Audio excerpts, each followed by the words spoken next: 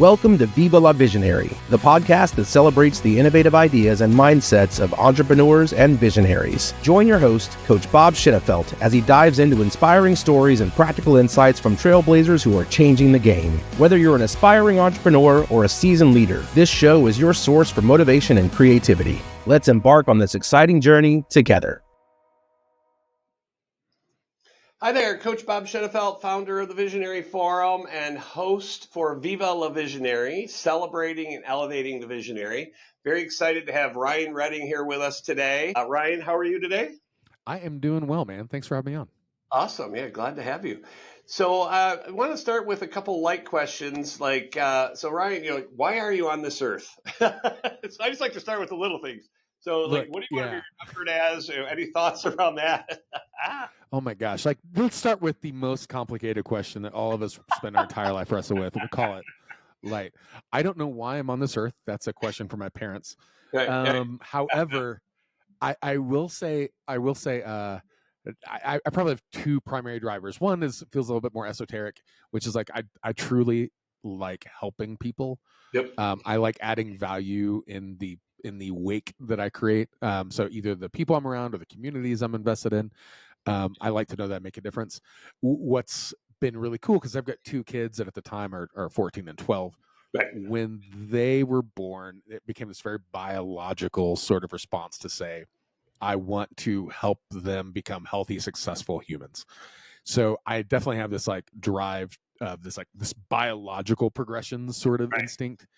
But I think anyone who's had kids of their own or kids that are chosen kids for them know what that sort of drive feels like. But really, it's just I want to make the world around me better. I want to add value where I am. And if people walk away feeling like I enhanced their life or their mission or their cause, fantastic. Love it. So do you think, and I find at least the people who are attracted to the Visionary Forum and Viva La Visionary have a lot of the similar answers, and that we really want to serve and have an impact on the world. Do you think that is more of a tendency of a visionary, or is it all people? I mean, it's an interesting, I haven't done a study on that, but I find a lot of visionaries are, I want to make a difference. And just in common everyday conversations, I don't hear that. But so what are your thoughts on that? Oh, that's a good question. That one almost leans philosophical. Right. Do I go the cynical route and say, no, I don't think most people really care about making a difference. They just, what's in it for them? Very short-sighted, very egocentric sort of mentality. It might be true. It might be true that people, how about this? I would make the argument that the people who tend to have visionary sort of capabilities or instincts are already thinking about how do they inspire, how do they dream, how do they pull people along for the ride. There's already this other centricism about how they operate in their just day-to-day life. So I would probably argue that the people who probably tend to be attracted to that sort of function, which is why you probably meet a lot of them inside of the conversations you have. Right. I think that's just kind of part of it. I think it's part and parcel. I'm not sure that you can really separate to say someone can be a good visionary and also be self-serving. Right. I don't know that those two labels would ever be aligned, at least to have any sort of success or impact, because otherwise they just become like a narcissistic. I don't know. Can we cuss on this? I don't know if we can cuss. Oh, okay. Yeah. Otherwise, they're going to be like a narcissistic asshole, right? It's just all about them, and they're not influential. They're not a visionary. They're just so I kind of think that it just might be the byproduct of the type of people in that sort of function.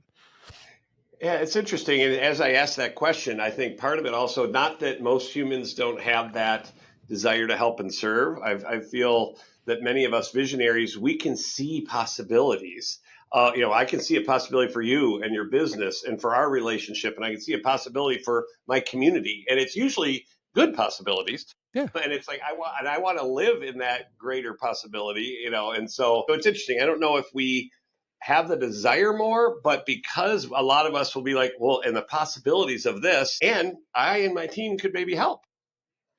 Yeah, and it's definitely this. There's a visionary component, which is they imagine what could become.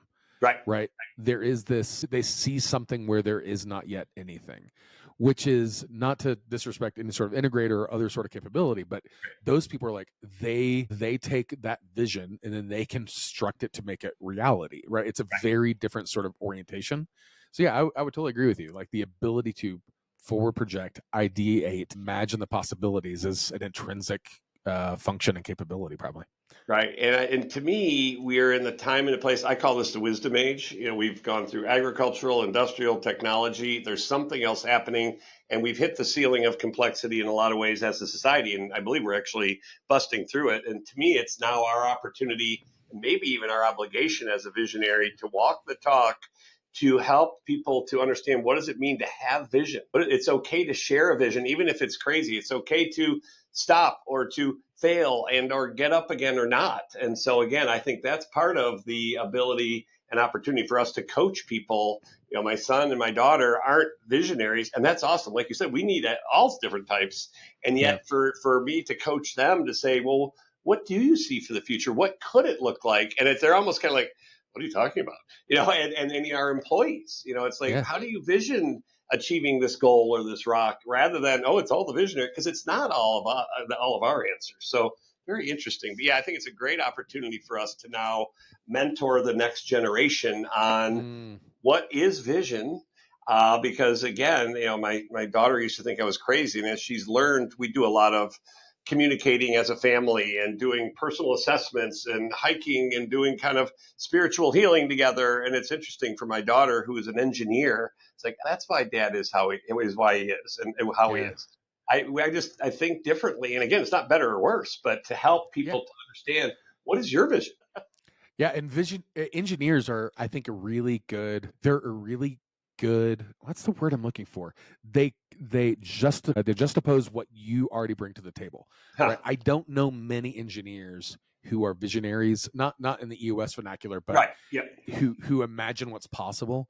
I don't know many engineers who are futurist. I don't know many, like they just don't dream, and that's not a critique, right? That's not a. Some of my closest, dearest friends are engineers, and they are amazing humans with incredible skill sets, Right. and they love math way more than I ever want to. But they are exceptional problem solvers, For amazing. which Right. is not necessarily what most visionaries or dreamers or futurists, they create the problems. Yeah. They don't, Absolutely. like, they're the ones that kind of surface up the issues and other Right. people solve it. So like engineers are very, very good about identifying and providing solutions. It's just a very complementary skill set. So it's interesting that your daughter kind of has that trade in her pocket, Right. because yeah, it gives a different perspective of how they are complementary to each other. Neither's better or worse. Nope. Like they Absolutely. both require each other, Right. but it really does make things that we interact with so much better. Yeah, no, very interesting. So, what is your business, and what's your purpose, cause, and passion? So, what is it that you and your company does for your clients? Yeah, so this is kind of fun because a few months ago, my company was acquired. We did primarily digital marketing services for home service companies that are like blue collar trades. So think plumbing, think HVAC, think electrical, like salt of the earth guys who like do work in customers' homes. That's what we did, and we do that for clients over the U.S. and Canada, UK, and Australia. And then just earlier this year, we were acquired and pulled apart into another company called KickCharge, which does the exact same sort of customer segment, Right. but they also do a lot of brand development, identity, things like that. So we're a really nice complement to what they're able to do. They give us a lot of capabilities and resources that we otherwise wouldn't have on our own. We bring a whole set of skill set and implementation capability that they didn't have on their own. So Right. it's a really nice asset mix to kind of pull these things together. But yeah, by and large, I spend my day helping people reach their dreams, right? Like these guys are salt of the earth. They're trades oriented. They're very good at turning a wrench. They're very good at whatever their particular craft is, but they don't necessarily want to know marketing. They don't really want to understand business. They really don't want to understand cash flow. So I get to be a part of people creating teams and directly working with clients to help them build better, smarter, more sustainable businesses so that they can take care of their family and put their kids to college and have their teams buy a house and a second car. And like, Awesome. it's a really, really cool thing for me to watch the impact of the work we do on just good, hardworking humans, I love it. And I think it ties into our previous conversation that do you have the opportunity, because do they all know what their dreams are? So again, as a marketer to say, what are your dreams? And I just know a lot of people are like, well, I don't know. Okay, well, if you did know, what would that be? So is that part of it? Is you're helping them to even to put words to their dreams, or what does that look like? Yeah, sometimes, but I'm not a big frou-frou-y type guy, Right. like I'm a good friend of mine. They did a 3-day ketamine assisted session in the desert to like kind of unlock higher levels. Like that's not me. Right. No judgment to people who are. Yep. I tend to be really pragmatic in how I Got it. think about things. Right. So for me, it's like I want to know the compelling why. Like what made these businesses go? Why do they push themselves to have goals? What gets them out of the bed when the shit hits the fan and they're having a really shitty day? What's the thing that they're holding in front of them to go, this is why I'm doing this? Right. And not everyone has the same driver, and not all teams are driven by the same driver. And so as someone coming along who's wanting to help people hit a goal, it's really important for me to know why that goal exists, and then Right. what's the carrot that they look for to help them stay motivated, because these goals are not small goals, right? They're not like, I want to grow by 3% in Right. 6 weeks. Like, no, like I just, before I joined this conversation today, a guy wants to go from 25 to 50 million in revenue in 18 months. It's like, Right. okay, cool. Like, let's make this shit happen. That is a lot of fun. But to understand that intrinsic motivation that he has of why this is important to him gives us a lot of opportunities to like start crafting a plan that serves the goal, not that's just selling a fulfillment item, right? Right. We don't just want to like recommend this channel. We really do want to like craft a strategy. And that's, I think to a certain degree, I find it really ironic, and slightly I feel like I'm not I feel like I'm not always being true, because I don't feel like I'm in an inherently default stereotypical and archetypical visionary. Right. Like because I do tie things down to pragmatism at a certain point. And so to be able to say things like, hey, let's start with the goal. Like, what is it that we're trying to accomplish? And it could be numeric, it could be quality of life, it could be just like they want a house on a lake and kind of have coffee on a Saturday morning, like whatever that is. Cool. Now let's figure out what are the channels that we actually need to start stacking together to build Right. a plan to do that. Because I don't just want an idea. Yep. Like, oh, it'd be really cool if I had this log cabin in the woods. It's like, no, we actually have to figure out the path to be able to do that, and then like execute on the path.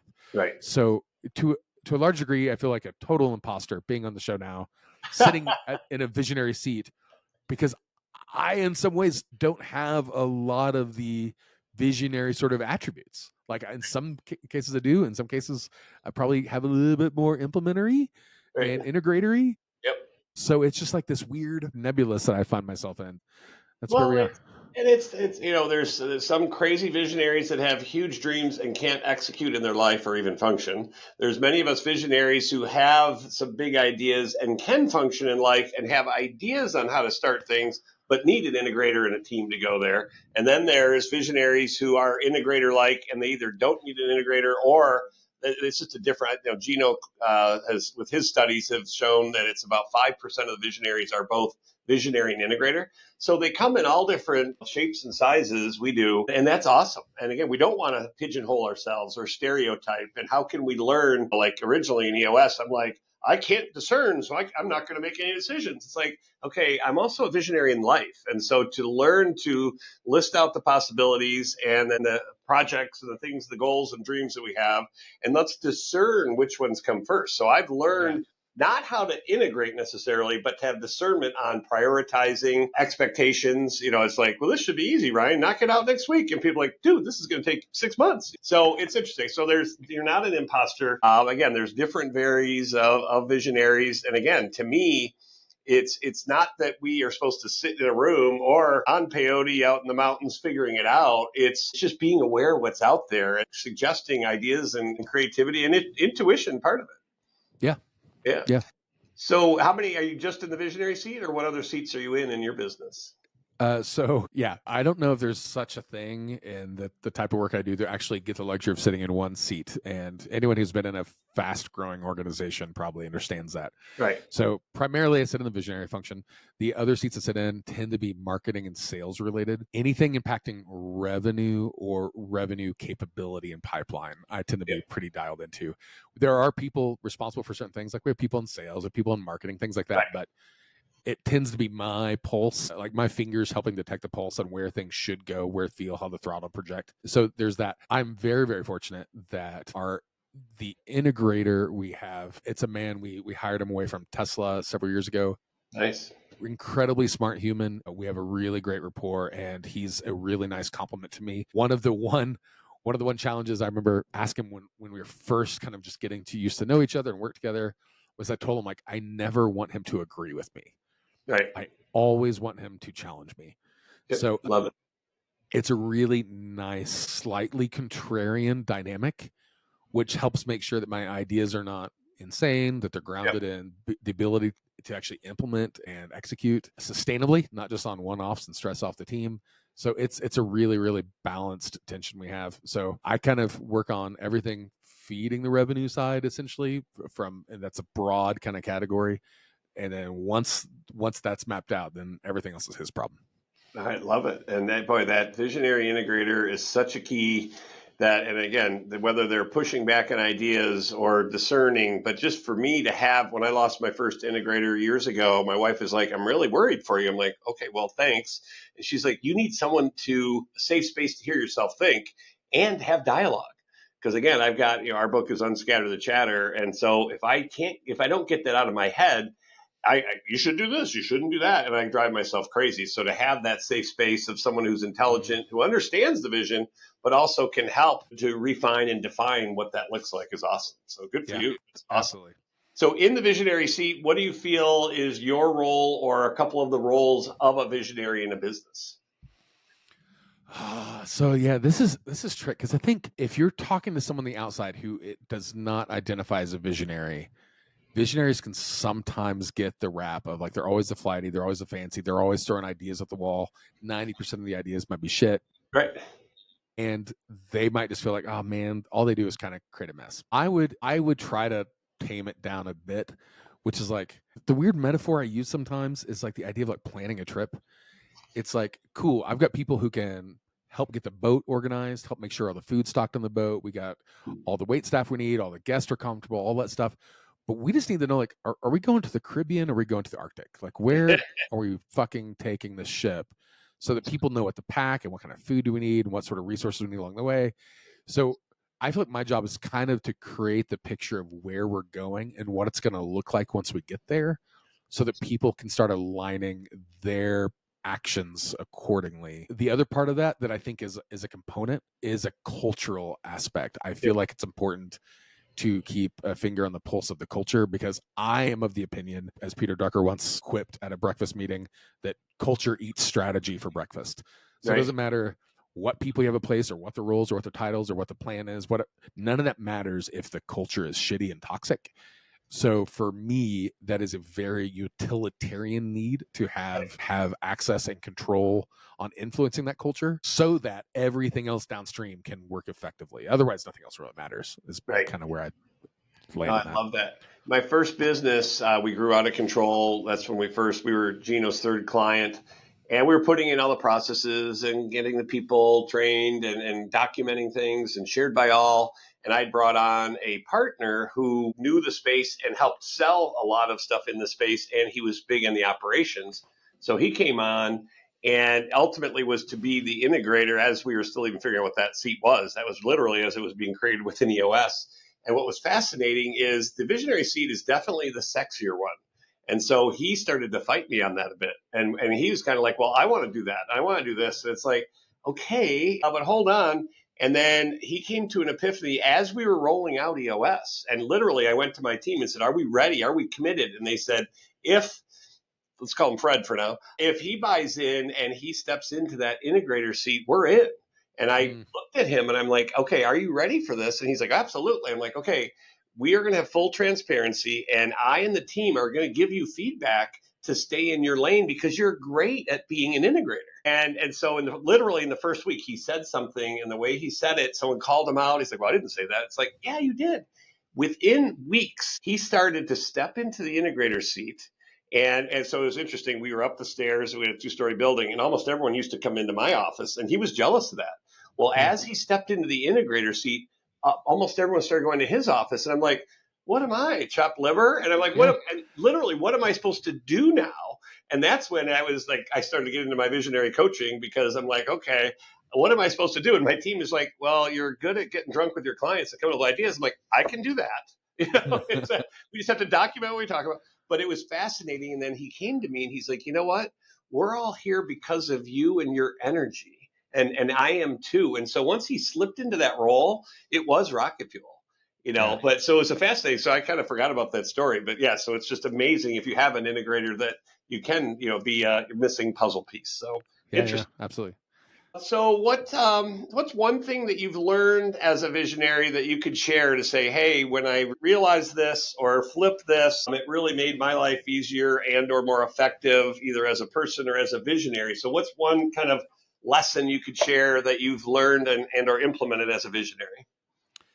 I think there's two. I think there's two big lessons that I had to learn in this sort of function. Neither one of them are sexy. Neither one of them are things that people like to do, especially as like a highly motivated, highly driven sort of personality type. The first is failure is good. It's a part of the process. It's okay to fail, and it's okay to be vulnerable in your failure. Love it. One of the things that I think people forget about is that for most humans who are high achieving, they learn through failure. They try, they fail, they assess what went wrong, they go again. And oftentimes that means like we can kind of put shame on early on. We can like be embarrassed of the failure. Like we can be like pretend like we don't have the shit buttoned up. The reality is the more honest we are with those things, the more candid we can be with ourselves, with the people closest to us, with the teams we lead. It makes the teams buy in more, not less. Right. Because then we're real, right? Yeah, we're just humans. We're not a title. We're not a job role. Like we're just people. And we're people who just like give a damn about what we do.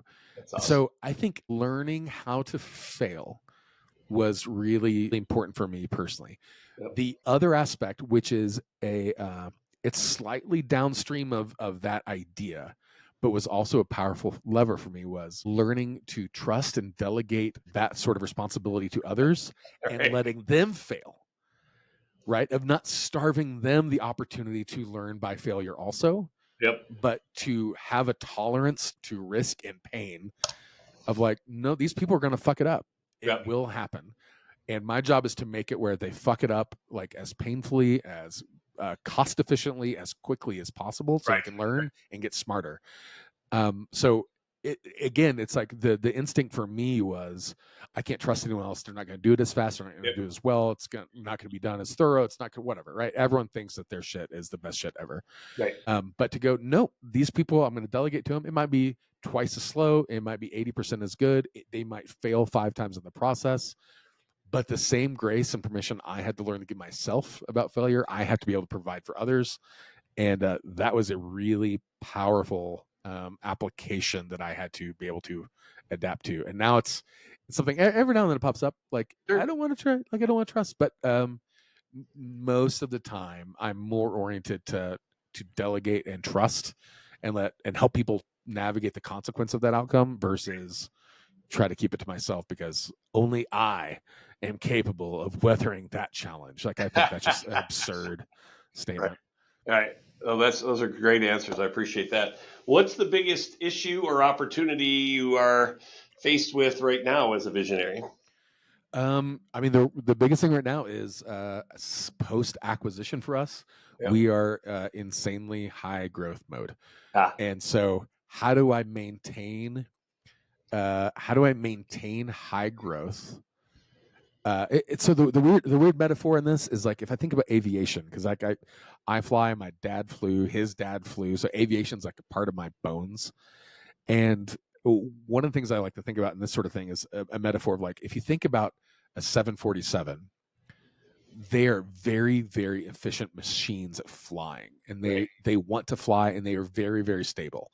If you try to knock the thing sideways, it's just going to balance out. If you try to crash it in the ground, it's going to want to like pull up. Like everything about that machine wants to fly, and it wants to fly straight and smooth all the time. In fact, it takes sometimes like over a mile, sometimes 2 miles for those planes to stop flying once they're on the ground. Right. Like they have to try really damn hard to make a 747 not fly. Like that's their default orientation is be stable, fly. Right. But I need to make an F-22. I need to make a machine that's inherently unstable, that's capable of doing insane shit that people are going to be terrified by once they see. But I need to do so without at the expense of my team, or without the expense of my clients, or without the expense of the reputation. I have to have some inherent sense of safety built in, but I need to be nimble and agile and be able to have better capabilities than what a 747 has. Right. Not knocking a 747. That is a remarkable piece of modern engineering. Right. But I don't need to stabilize. I need the instability that comes from an F-22 design, which means, okay, cool. I can't be reckless. I can't be careless. I can't expect all the team to do 80, 90-hour weeks. Like, that burns out really fast. And I have to make sure that I am mindful of that tension. So the thing that I'm most mindfully trying to solve right now is maintaining F-22 like capabilities, Right. but having it feel more like a 747 for those on the inside. Interesting. Right. Yeah. Rather than just recreating and being in hyperspace and 100% of the time is not sustainable, but to be there, but then also have that stability. It's a interesting dichotomy that a lot of us are dealing with. I appreciate that. That's a thing. Yeah. Cool. So we had a conversation a couple months ago, and you recently joined the Visionary Forum. And so, what were you looking for, and why did you join? And again, we had a great conversation. And to me, it's not just I'm a visionary, I'm going to join the forum. No, it is. I don't like the word country club, but it's really by recommendation. And so again, someone recommended you to us and us to you. So that's huge. And after we had our conversation, I see you're a fit, and then what we can supply as a membership group and what you can supply as an individual who's learning and growing. I know there's a fit. But what were you looking for, and what intrigued you about the Visionary Forum? That your time and energy is worth a lot, and so to invest in that. But what is it you're seeking for that? Yeah. So the best way for me to answer this is community. Yep. It's to find people who encourage me and inspire me to do better, to be better, to become more. Right. So I will totally name drop the person who introduced me to you. Her name was Marsha Barnes. Marsha is technically a direct competitor of mine. I don't think of her as a direct competitor. I think of her as a fantastic colleague, is not quite the right word. She's just a brilliant mind, an amazing human. And I first met her last year. We were both speaking at the same event in New Orleans. And I remember watching her come up. She spoke with such competence and grace and poise and humility. I thought, this is a human that, like, I want to know. Like, she definitely stood out as far as the quality of thinker that she was. Right. And so she reached out. Gosh, it was a couple months later. Like, we talked, we traded contact information, but she reached a couple months later and asked, hey, can we do a virtual happy hour coffee? I don't remember what she called it, but we just sat and shot the bull, and we kind of compared notes and life stories and journeys. It was a really beautiful human connection where I thought, oh my gosh, like, this is one of the biggest frustration things about being in like a remote environment that we currently are now, and a lot of the world is like, we're just disconnected from other humans that we'd otherwise find a lot of commonality with. But also, one of the beautiful things about this thing too is now we can connect with people otherwise we wouldn't be able to connect with. Right. So here I am with her being like, this is totally human that I would want to get to know and have chips and salsa margarita and compare notes and think about problems and how do we tackle this, even if there's no capitalist motive, like a profit motive that's driving it, just like to make a better impact on the world that we are in. Yep. And she introduced me to this group. And honestly, for me, the whole thing was, well, damn it. If Marsha is an amazing, incredible human, a brilliant thinker, a kind soul, and she finds value and energy being in this cohort that's being created and built, I'm like, well, damn it. I don't really care what you guys do. I want to be around those people too. Right. Because to me, that sort of community is both rare and precious, and it's worth joining a part. So I remember meeting with you, Bob, for the first time, because I remember like, bro, I honestly don't really know what you do. I kind of don't really care. If she finds enough value and finds enough like-minded people to like, this is valuable and adding to her life, like, I'm in. Let's go. Right. And I have found that to be true. I've had a handful of people reach out in just the past couple of weeks, actually. Welcome to the group, want to compare notes, want to get to know me. It's just been a really beautiful embrace of finding that sense of community. So congratulations on building something really cool and special.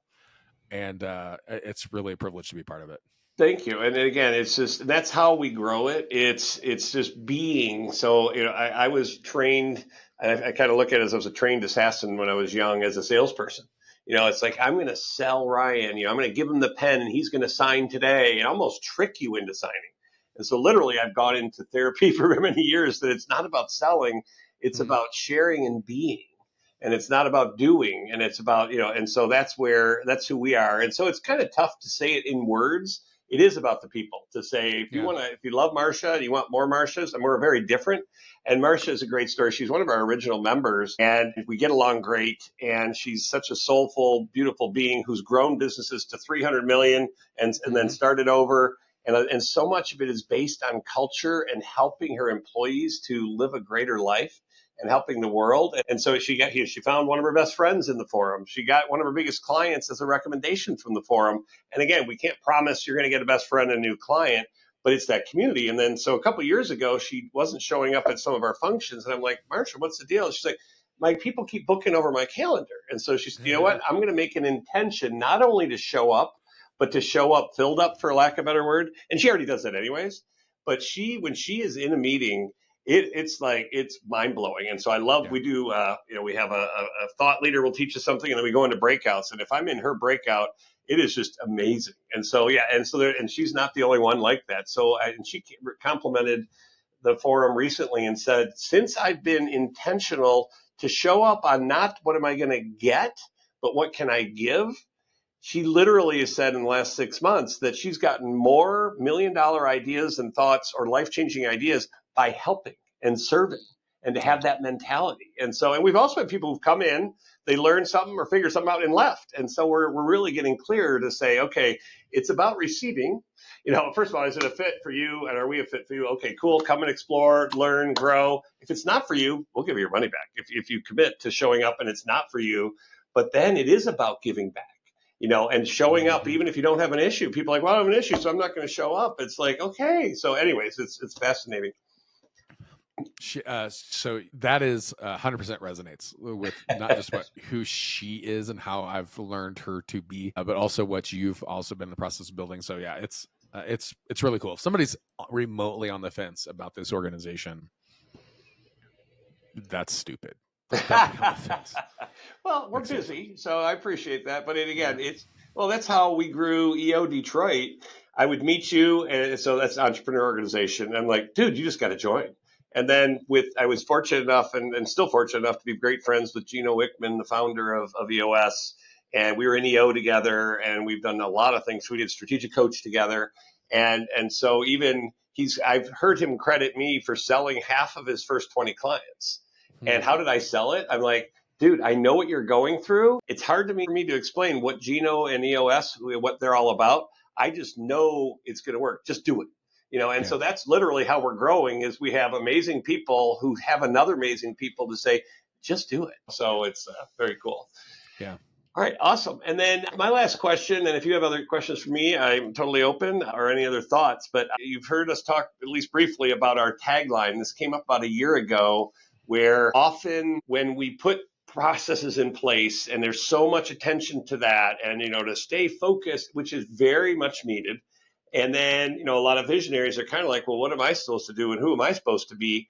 And often we feel, and again, this is not a victim statement, but it's like, well, everything's not my fault. And, I'm not the only one getting in the way. Maybe I went a little too far sometimes to say, let's bet it all here. I mean, maybe that's not the greatest idea. But then someone came up with, you know what? Viva La Visionary. And so that has really been our tagline. It's Viva La Visionary. It's celebrating and elevating. And then a kind of a sub tagline to that is Visionaries unleashing visionaries. And so it's iron sharpening iron. So yeah, I have some wisdom and experience I can share with you, but it's that curating of conversation. And then it's not networking to you, it's networking for you on either a lead or a potential solution. So what does Viva La Visionary mean to you?